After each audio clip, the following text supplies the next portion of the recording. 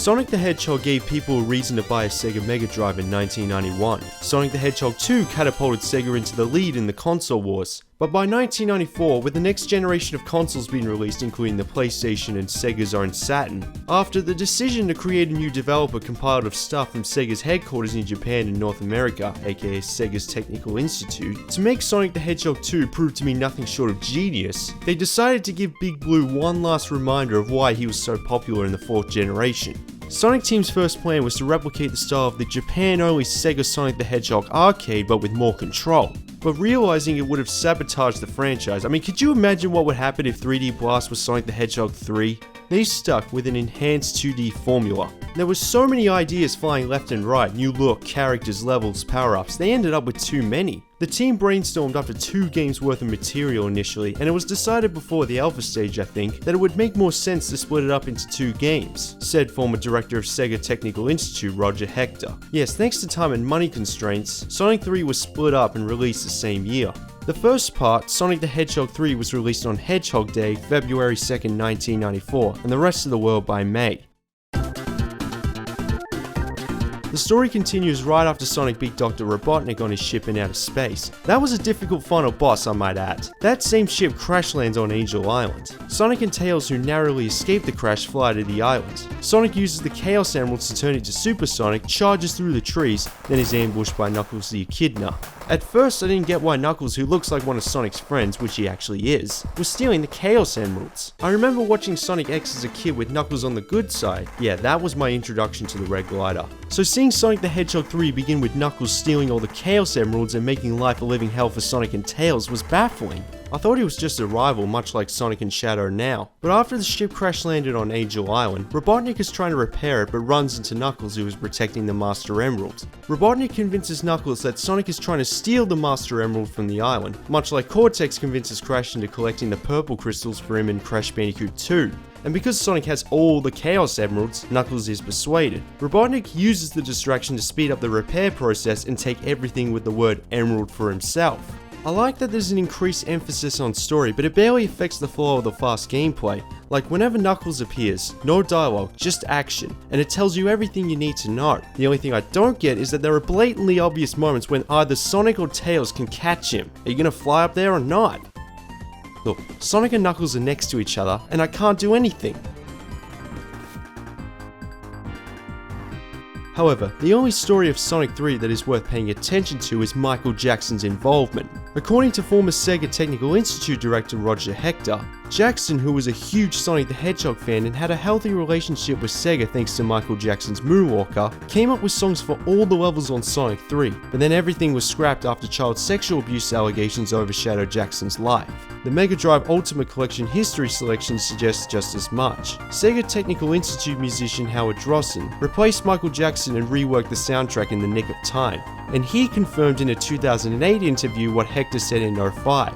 On the other hand, Brad Boxer, who collaborated with Jackson numerous times throughout his career, stated in a 2009 interview that he and Jackson did indeed work on music for Sonic the Hedgehog 3, but on certain tracks including the zones Carnival Night, Ice Cap and the closing credits. But he didn't like the sound capabilities of the Mega Drive and asked to not be in the credits. As of 2013, thanks to game trailers, Roger Hector still maintains that Sega backed away from Jackson because of his child sexual abuse allegations, and that any music in Sonic 3 that was similar to Jackson's was coincidental. But according to an anonymous source who worked on Sonic 3, he or she reaffirmed what Brad Boxer said in 2009, stating that Jackson was involved in some of the music in the game. He was meant to work on all the songs, but left the project months before the allegations against him because of the sound capabilities of the Mega Drive, asking to be uncredited. He or she also stated that Roger Hector used Jackson's allegations to cover up impressions that the sound chip was poorly designed, and that Sega didn't want to credit an alleged child molester.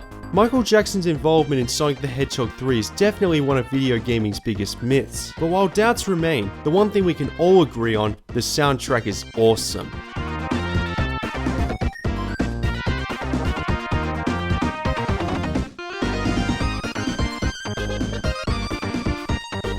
Completely reworked, one level of a zone has a song, and it's remixed on the second level. Each song ties with the setting including carnival, snow and water. Combine it with one of the best looking games on the Mega Drive, and you have a Sonic title that will last forever.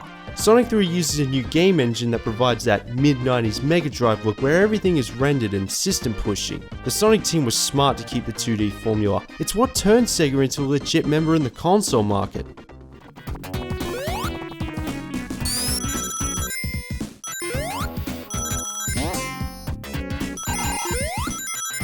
There are lots of colours, scrolling backgrounds, and because this is the Sega Mega Drive we're talking about, perfect use of blast processing. The Hydro City zone definitely takes full advantage. Everything feels so fluent. The stages continue even though you've beaten them, like a mini cutscene happens and it's all one big zone. Though the idea of a carnival on a floating island isn't very believable. Maybe Tails carried Sonic back to the station square where a carnival was on. Speaking of Carnival Night Zone, I can definitely understand why the game was split in two. Some of the stages are too big. I beat the second Carnival Night stage with less than a minute to spare because it's such a large and complicated level. And if I didn't know how to get past these cylinders, which nobody could have figured out the first time playing it, I would have ran out of time.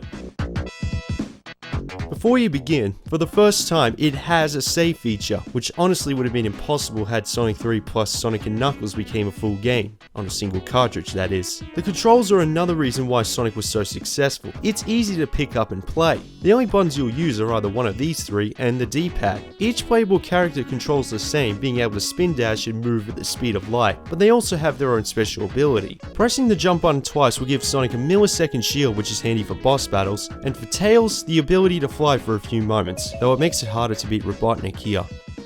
The item monitors are your traditional 10 rings, 1-up, power sneakers and invincibility. However, the shields have upgrades. Not only do they provide a spare hit point without the risk of losing rings, but each unique shield provides a special move and protection from certain attacks. Water allows you to bounce, dodge enemy projectiles and stay underwater without the risk of drowning. Electric is a ring magnet that gives you double jump, and fire has a mid-air dash and dodges fire attacks from enemies. If you have 50 plus rings while reaching a checkpoint, you can access a bonus stage which can be used to collect rings, lives and shields in the style of a gumball machine. As for the special stage, instead of collecting 50 plus rings on either of the checkpoints or at the end of a stage, giant rings are hidden away. The Sonic team still wanted to experiment with 3D, so they did so here. Word is that they wanted to install SVP chips used in virtual racing to give you the freedom of movement, kind of like Sonic CD. But again, time and money would have made it out of the question. The goal is to collect all the blue spheres. Landing on a red one instantly ends the stage, and collecting a perimeter around the pile of blue spheres turns them into rings. 50 rings equal a continue, which is weird because there's a save feature this time. Plus I have my own way of saving this game thanks to the Mega Drive Ultimate Collection. The stages are technically impressive for the Mega Drive, but unfortunately one of them is virtually unplayable and can only be beaten with luck.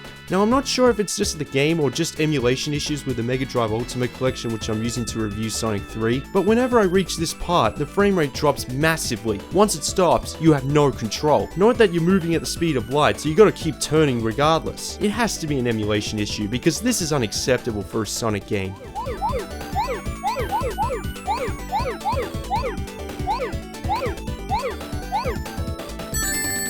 Landing on all the blue spheres give you a Chaos Emerald, and there are 7 of them to collect. Once you reach the final zone, the launch base, there are no hidden spots available. I only missed out on one, so I had to play it again just to collect them all. Fortunately, after starting again using my save file, I went to the first big ring, and it was the final stage. Like Sonic 2, collecting all the Chaos Emeralds gives you the ability to turn into Super Sonic after collecting 50 rings on a stage. Unlike the second game where you turn into Super Sonic against your own will the moment your ring count hits 50, in Sonic 3, you have a choice by pressing the jump button twice, unless you have some sort of shield or invincibility. Being able to choose is clever, because it makes boss battles borderline impossible to lose thanks partly to the ring count not going down. But at the same time, you'll have 50 plus rings on a level, and you're at the risk of losing all of them. I guarantee you'll take at least one hit.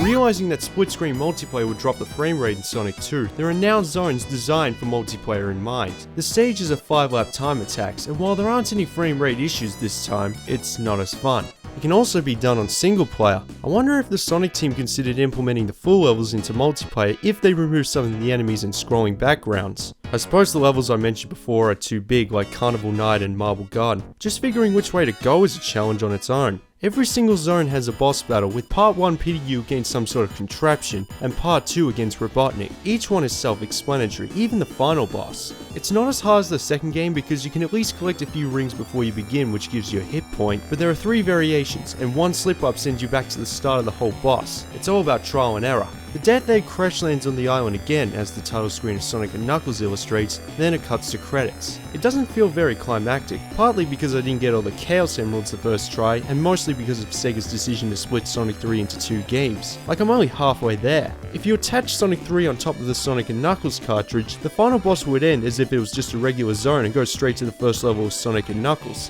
What a difficulty curve.